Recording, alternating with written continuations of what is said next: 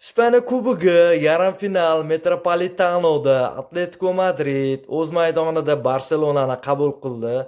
Bu o'yin ajoyib tempda o'tishi taxmin qilingan edi o'yindan avval va o'yindan kelib chiqib do'stlar Atletico Madrid ajoyib o'yin ko'rsatdi va Barselona o'zining yana ofsayd qurboniga aylandi do'stlar.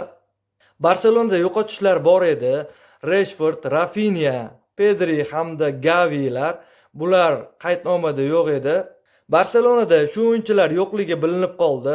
Barselonaning bu o'yindagi eng zaif nuqtasi himoya chizig'i bo'ldi do'stlar. Lukman hamda Alvaresning goli kontra-atakadan urildi va bir xil pozitsiyadan boshlandi bu hujum. Himoyadan hujumga qarab intilish tezlik bilan amalga oshirildi va Atletico kontra-atakani qanday o'ynash kerakligini ko'rsatib qo'ydi Barselonaga.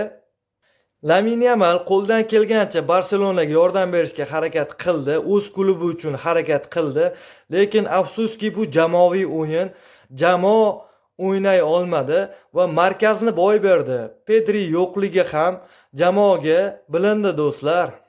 Atletico Madrid birinchi taymning o'zida hal qilib qo'ydi 4-0 evaziga va ikkinchi taymda ortiqcha harakatlarsiz o'ynadi va erkin o'ynadi Atletico Madrid. Barselonada yo'qotishlar bo'lmaganida haqiqiy jang taklif qilar edi Barselona. Avvalgi o'yinlarida ko'rganmiz Atleticoga qarshi kambek amalga oshirilganini va Barselona Camp Nou'da qabul qiladi endi Atletico Madridni.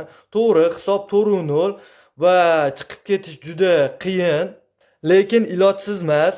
Barselona o'yinga qaytsa bo'ladi va buning uchun Barselona birinchi 15 daqiqalikda gol urib olishi kerak va shundan so'ng Barselonaga kambek uchun imkoniyat yaratiladi. Camp Nou'da ko'ramiz bu jangning davomini. Jang hali oldinda, ikkinchi qismi bor hali. Bizni kuzatishda davom eting. Keyingi videolarimizda ko'rishguncha do'stlar.